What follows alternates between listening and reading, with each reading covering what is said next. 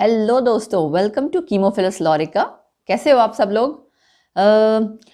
हमारा जो चैप्टर चला हुआ था एक्चुअली उसमें याद है मैंने आपको लास्ट टाइम क्वेश्चंस दिए थे कुछ। तो आज की वीडियो में एक्चुअली हम लोग पहले तो ये बात है कि हम वो क्वेश्चन नहीं करेंगे। तो अब जिन लोगों को न्यूमेरिकल से डर लगता था या तो ये सोच लो कि उनके लिए आज का ये लेक्चर क्या कह सकते हैं, बोनस है कि वो न्यूमेरिकल नहीं करने पड़े। बट वो न्यूमेरिकल अगर अब नहीं करने पड़े तो अगले लेक्चर में करने पड़ेंगे। उसका रीज़न क्या है कि एक टॉपिक रह गया है ना। एंड अगर मैं वो सारी चीज़ें एक साथ ही कर दूंगी तो बहुत लंबा लेक्चर हो जाएगा, मज़ा नहीं आएगा, है ना। तो मैंने क्या किया है, पिछले वाले जो आपके न्यूमेरिकल्स हैं वो और जो आज के टॉपिक से रिलेटेड न्यूमेरिकल्स हैं वो हम एक साथ करेंगे अगले लेक्चर में।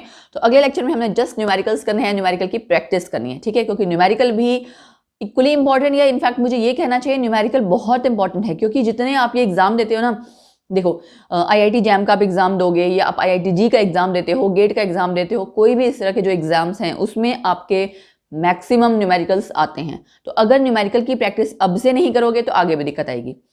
सो बेटर है कि अभी से उस तरह की अपनी तैयारी रखो या अपने आप को ट्रेन करो कि हाँ मुझे न्यूमेरिकल स्टार्टिंग से करना है, ठीक है। तो आज के लिए हम वो टॉपिक पढ़ेंगे अपना, जो एक टॉपिक हमारा रह गया है, एंड न्यूमेरिकल्स सारे हम नेक्स्ट लेक्चर में करेंगे, ठीक है। तो बिना किसी देरी के शुरू करते हैं आज का ये सेशन, आज का ये लेक्चर, जिसमें हमारा टॉपिक है एबनॉर्मल मॉलिक्यूलर मास। एबनॉर्मल का मतलब कि जो होना चाहिए था उससे डिफरेंट, ठीक है। ओके, जैसे कि हम अपने मोटापे में BMI इंडेक्स चेक करते हैं ना, तो उसमें हम क्या चेक क्या करते हैं कि कितना होना चाहिए। उतना होता नहीं है, उसके थोड़ा सा ऊपर थोड़ा सा नीचे। अंडरवेट तो आजकल कम ही होते हैं, मतलब कहने का मतलब है ओवरवेट ज्यादा होते हैं या बिल्कुल बॉर्डर लाइन पे होते हैं। फिर ऐसे सोच सोच के खाना पड़ता है। वो एक ऐड आता है, देखा है, सफोला का है, किसका add, I don't know, but एक ऐड है, उसमें क्या होता है, बहुत सोच सोच के खाना पड़ रहा है, खाएं कि ना खाएं, कैलोरी अंदर चली जाएगी, मोटापा हो जाएगा, ये वो। तो वही वाली चीज है एबनॉर्मल मॉलिक्यूलर मास या एबनॉर्मल मोलर मासेस। जितनी भी आपने कॉलिगेटिव प्रॉपर्टी पढ़ी है ना, जितनी भी पढ़ी, 4 पढ़ी है ना, उसमें एक्चुअली वो जितनी भी प्रॉपर्टीज हैं वो सब उन पे अप्लाई होती हैं, उन इलेक्ट्रोलाइट्स पे, कहना चाहिए उन नॉन इलेक्ट्रोलाइट्स पे जिनमें ना तो एसोसिएशन होगी ना डिसोसिएशन। मतलब वो इलेक्ट्रोलाइट जो है जो आपका जो सब्सटेंस है जिसको आप स्टडी कर रहे हो, ना वो टूट के ज्यादा मॉलिक्यूल्स में ब्रेक डाउन होगा, ना कई सारे मॉलिक्यूल्स इकट्ठे होकर एसोसिएट कर जाएंगे। क्यों? क्योंकि आपको पता है कॉलिगेटिव क्या होती है। डायरेक्ट तो मेरा छाला तक सही नहीं हुआ ना, इतनी दिक्कत होती है बोलने में बीच बीच में। कॉलिगेटिव प्रॉपर्टी होती क्या है, नंबर ऑफ पार्टिकल्स पे डिपेंड करना, राइट। अगर एसोसिएट हो जाएगा या डिसोसिएशन होगी, पार्टिकल्स चेंज हुए तो कॉलिगेटिव प्रॉपर्टी चेंज हुई, उसकी वैल्यू चेंज हुई। वो चेंज हुई तो ऑब्वियसली बात है जो मॉलिक्यूलर मास है जो कि आप निकालते थे कॉलिगेटिव प्रॉपर्टी से, वो भी चेंज होगा। इसीलिए एबनॉर्मल मॉलिक्यूलर मास या मोलर मासेस। तो रिलेशन जो आपने कॉलिगेटिव प्रॉपर्टीज के लिए पढ़े हैं वो सिर्फ एप्लीकेबल है नॉन इलेक्ट्रोलाइट्स के, जो कि डिसोसिएशन या एसोसिएशन नहीं करते। अच्छा, अब बात आई कि अगर एसोसिएशन या डिसोसिएशन हो जाएगी तो मैंने आपको बताया जैसे पार्टिकल्स चेंज होंगे, नंबर ऑफ पार्टिकल्स चेंज होंगे, कॉलिगेटिव प्रॉपर्टी भी चेंज हो जाएगी, ठीक है।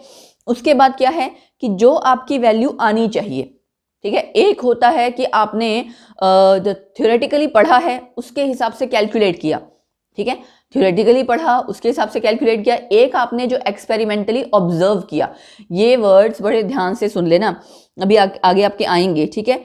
एक्सपेरिमेंटल, कैलकुलेटेड, थ्योरेटिकली और ऑब्जर्व्ड, नॉर्मल, एबनॉर्मल, ये वर्ड्स बार बार आएंगे न्यूमेरिकल्स में, और यू कैन से जो हम रिलेशन करेंगे ना उसमें, उन रिलेशंस में, उन फॉर्मूले में आएंगे। तो अगर आपको रिलेशन में इसका मतलब नहीं पता कि एक्सपेरिमेंटल क्या होगा, ऑब्जर्व्ड क्या होगा, तो यही नहीं पता लगेगा उसको डिनोमिनेटर में रखना है या न्यूमरेटर में। अभी आपको पता लग जाएगा सारी कहानी कि मैं कह क्या रही हूँ, कि क्या न्यूमरेटर क्या डिनोमिनेटर, ठीक है। देखो, मॉलिक्यूलर मास आपका इनवर्सली प्रोपोर्शनल है कॉलिगेटिव प्रॉपर्टी के, चाहे आप चारों में से कोई भी देख लो, सब में इनवर्सली प्रोपोर्शनल है, ठीक है। तो उससे होगा क्या कि अगर आपकी कॉलिगेटिव प्रॉपर्टी चेंज हो रही है, मॉलिक्यूलर मास भी चेंज होगा, राइट।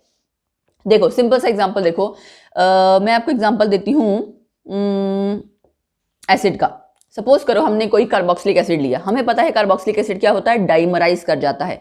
एक्चुअल में तो हम सोचेंगे कि हाँ हमने तो एक एसिड का मॉलिक्यूल ले रखा है, उसका मास आना चाहिए, लेकिन एक्चुअल में वो क्या हम सोचेंगे क्या कि मास सिर्फ एक RCOOH का आना चाहिए, राइट। लेकिन एक्चुअल में क्या होगा, 2 मॉलिक्यूल्स डाइमराइज हो गए, तो मॉलिक्यूलर मास नॉर्मल से ज्यादा आएगा ना, एक्सपेक्टेड। वही सेम चीज है। ऐसे ही अगर पार्टिकल्स आपके टूट गए, तो भी फर्क आ जाएगा। तो पार्टिकल्स और मॉलिक्यूलर मास दोनों ही चेंज होंगे, चाहे आपकी एसोसिएशन हो जाए चाहे आपकी डिसोसिएशन हो जाए। तो अगर डेफिनेशन देखते हैं क्या है, when the molecular mass of a substance determined by studying any of the colligative property, वो अगर आपकी डिफरेंट आ रही है जो कि नॉर्मली थ्योरेटिकली एक्सपेक्टेड वैल्यू आनी चाहिए थी उससे, तो हम सब्सटेंस के लिए क्या कहेंगे, एबनॉर्मल मॉलिक्यूलर मास, कि उसका क्या है, मॉलिक्यूलर मास एबनॉर्मल है, जो होना चाहिए वो नहीं है। ओके, तो अब बात एक और आई कि जितने भी आपने कॉलिगेटिव प्रॉपर्टीज के रिलेशन पढ़े हैं वो किसके लिए एप्लीकेबल हैं। एक तो मैंने कहा नॉन इलेक्ट्रोलाइट के लिए, दूसरी बात डाइल्यूट सॉल्यूशन के लिए। क्यों? क्योंकि डाइल्यूट सॉल्यूशन किसकी तरह बिहेव करते हैं, आइडियल सॉल्यूशन की तरह। बट एक्चुअल में हमें पता है नथिंग इज यू कैन से, कोई भी आइडियल सॉल्यूशन नाम की चीज है नहीं, रेयरली एग्जिस्ट करते हैं। ठीक है, तो ये तो हो गया इसका सारा कहना चाहिए बेसिक।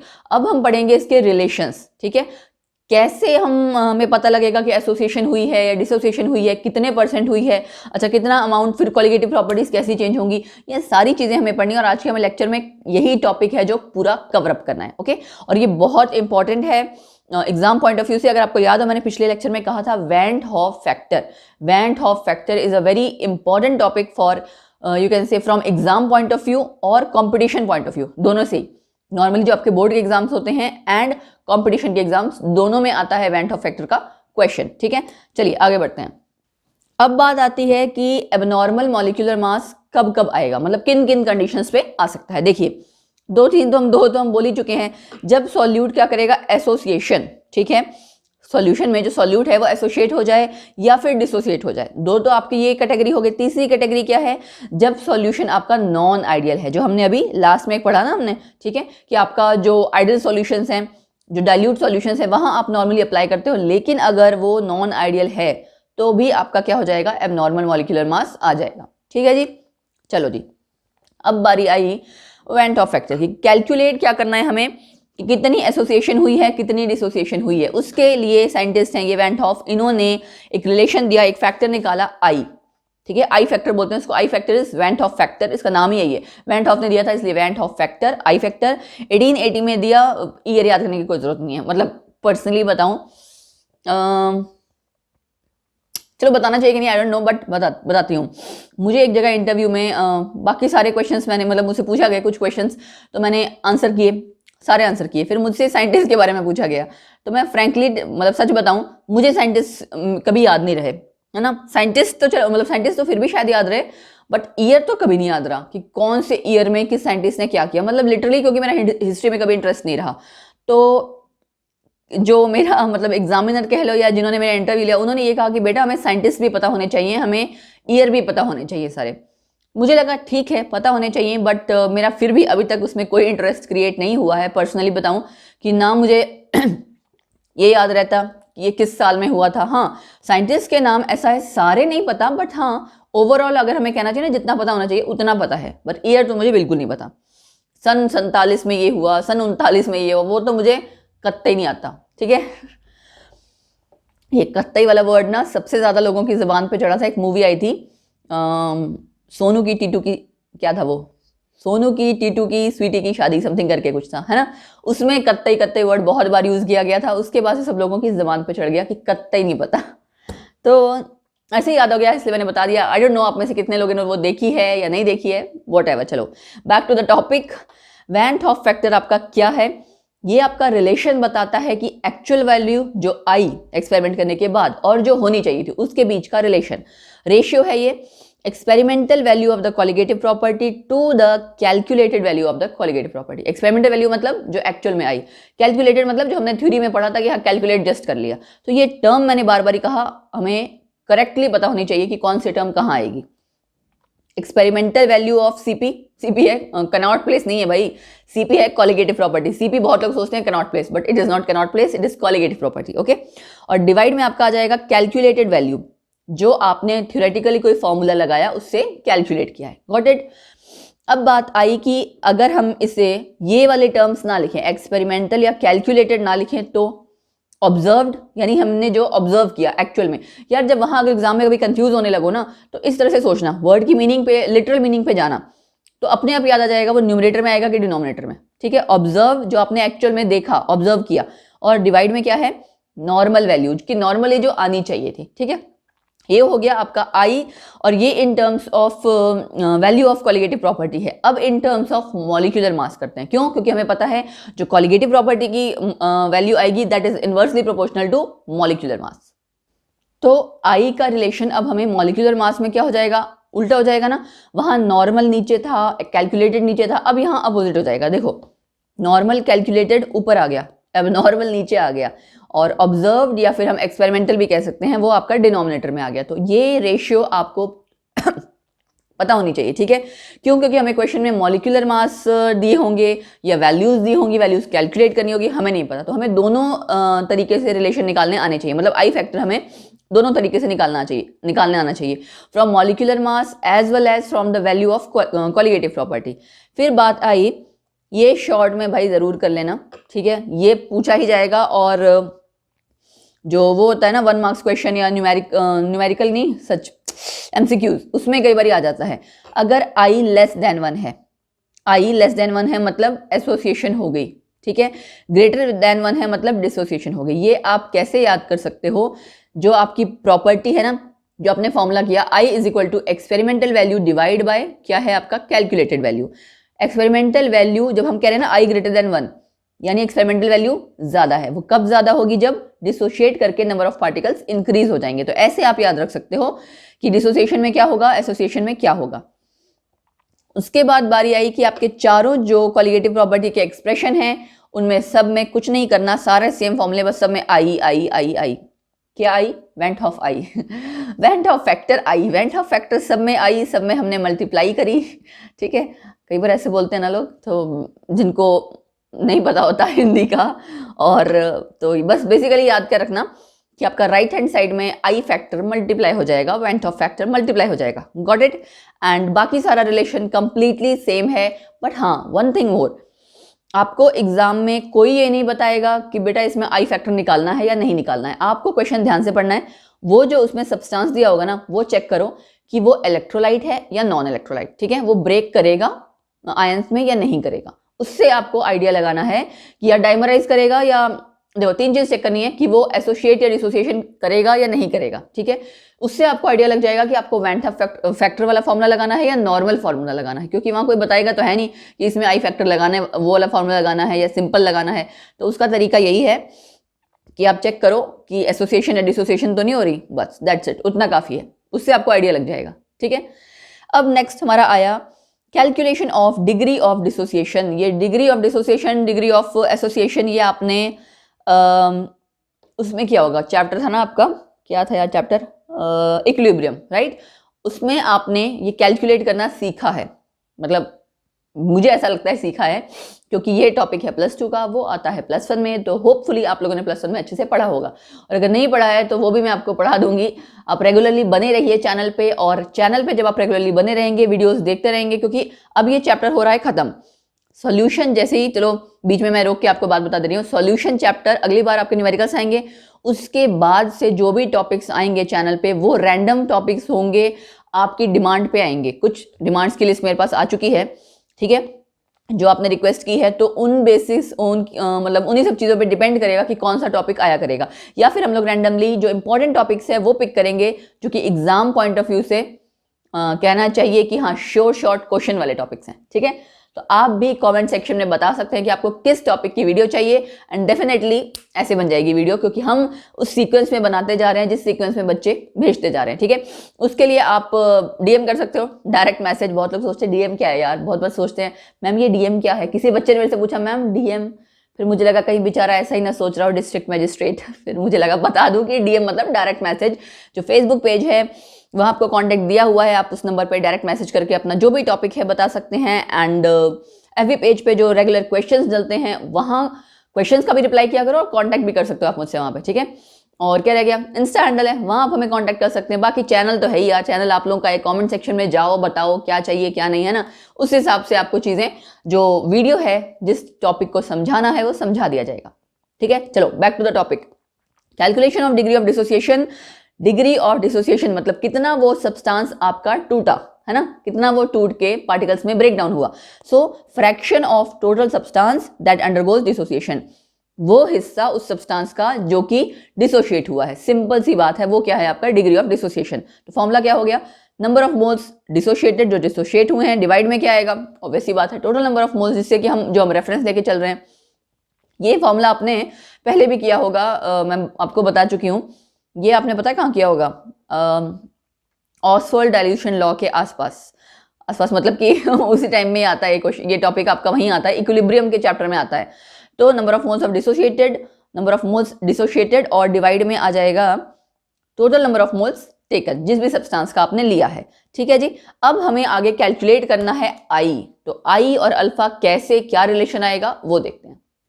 ये देखो, एक हमने मॉलिक्यूल लिया है, ये ब्रेक डाउन हो रहा है, N1 N2 जो भी N1 N2 क्या है, नंबर ऑफ मोल्स हैं, अलग अलग पार्टिकल्स में ब्रेक डाउन हो रहा है। ठीक है जी। इनिशियल कंसंट्रेशन अगर हमने उस पार्टिकल की उस सब्सटेंस के लिए 1 मोल, इक्विलिब्रियम पे क्या होगा, मैंने कहा ना इक्विलिब्रियम पे लगता है ये, इक्विलिब्रियम पे क्या होगा 1 माइनस अल्फा, अगर हमने डिग्री ऑफ डिसोसिएशन या एसोसिएशन अल्फा ली हुई है। यहाँ हम डिसोसिएशन की बात कर रहे हैं तो हम क्या कहेंगे, अल्फा हमारा डिग्री ऑफ डिसोसिएशन है, 1 माइनस अल्फा हो जाएगा। और एन अल्फा क्या बनेंगे, 1 माइनस अल्फा क्या है, ये वो मोल्स हैं जो अनडिसोशिएटेड मॉलिक्यूल के हैं, और जो प्रोडक्ट साइड है, प्रोडक्ट साइड में कितना बनेगा एन अल्फा। ठीक है। तो टोटल नंबर ऑफ मोल्स उन आयंस के जो प्रोडक्ट में बने हैं और अनडिसोशिएटेड मॉलिक्यूल दोनों के मिला के क्या हो जाएंगे, 1 minus alpha plus n alpha. तो हमने इसको कॉमन ले लिया। अब जो ऑब्जर्व्ड कॉलिगेटिव प्रॉपर्टी है जो हमें एक्चुअल में नजर आएगी वो किस पे डिपेंड करेगी, इन पार्टिकल्स पे, और जो नॉर्मल होनी चाहिए वो किस पे करेगी, 1 पे। क्यों, क्योंकि हम तो ये मान के बैठे थे कि स्टार्टिंग में हमने सब्सटेंस 1 मोल लिया था तो वही होना चाहिए, लेकिन एक्चुअल में क्या हुआ, वो ब्रेक डाउन हो गया है। तो ऑब्जर्व्ड ये वाली नॉर्मल 1 वाली, ठीक है, थ्योरेटिकल वाली आपकी 1 आ जाएगी। वैन ऑफ फैक्टर आपने निकाला, डिवाइड कर दिया, फॉर्मूला अप्लाई किया है, ऑब्जर्व डिवाइड बाय नॉर्मल।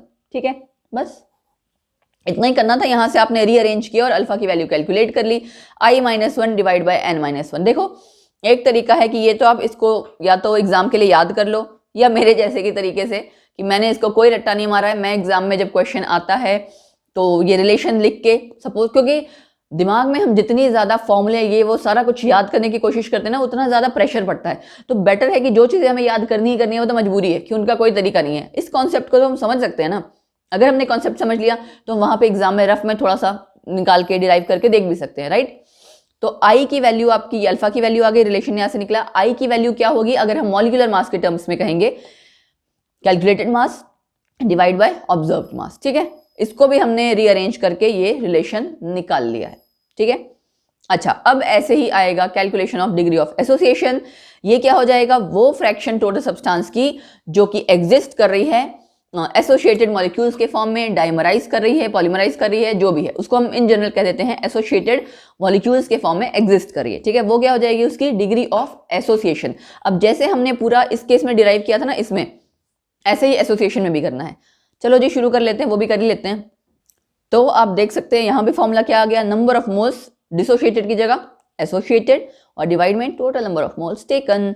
और हमने ये लगा दी सिंपल सी इक्वेशन जहाँ पे एसोसिएट हो जा रहा है। ए एन का मतलब क्या है, जैसे 2 ए मॉलिक्यूल्स थे, यहाँ अगर मैं 2 ले लूँ, देखो 2 ए के मॉलिक्यूल्स अगर डाइमराइज करके क्या बन जाएंगे A2, ये वो मतलब है। ठीक है, अब number of moles of A same वैसे ही कितने बचेंगे, 1 माइनस अल्फा, लेकिन number of moles of A n जो आपके प्रोडक्ट साइड है वो क्या बन जाएगा, आधा हो जाएगा ना, मतलब आधा इन द सेंस कि यहाँ पे अगर मैं ये लेके चल रही हूँ फ्रैक्शन हो जाएगा उसका alpha by n. Total number of moles in दोनों का सम, आई की वैल्यू फिर से हमने अप्लाई कर दी, फिर से ऐसे अल्फा कैलकुलेट किया एंड ये कैलकुलेट किया दिस वन। ठीक है जी, तो ये रिलेशन अब आपकी मर्जी है, आप इसको रट्टा मारना चाहते हैं, समझना चाहते हैं। मैंने तो हमेशा समझ के किया है, क्योंकि एग्जाम में अगर रट्टा मारा हुआ हो ना, थोड़ा सा भूल जाए ना, एम ओ था कि एम माइनस था प्लस था, बस गए जी वहां, तो उसके बाद पूरा क्वेश्चन अटक गया।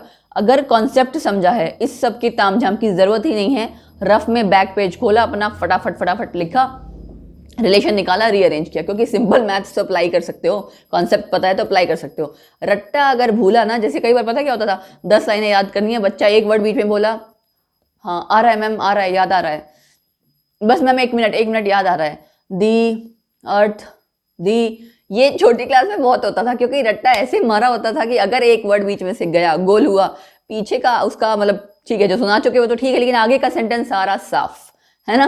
तो इसलिए वो काम आपने नहीं करना है, आपने समझना है कॉन्सेप्ट को। जो चीज मगअप वाली है या थोड़ा सा ऐसे याद रखने वाली है, उसको तो देखो मजबूरी है, करना पड़ेगा। एटॉमिक नंबर याद करना है तो करना ही है, किसका कौन सा एटॉमिक नंबर है ना। बट यहाँ प्लीज ये मेरी सजेशन है, इसको रट्टा मत मारना, इसकी प्रैक्टिस करना, ठीक है जी।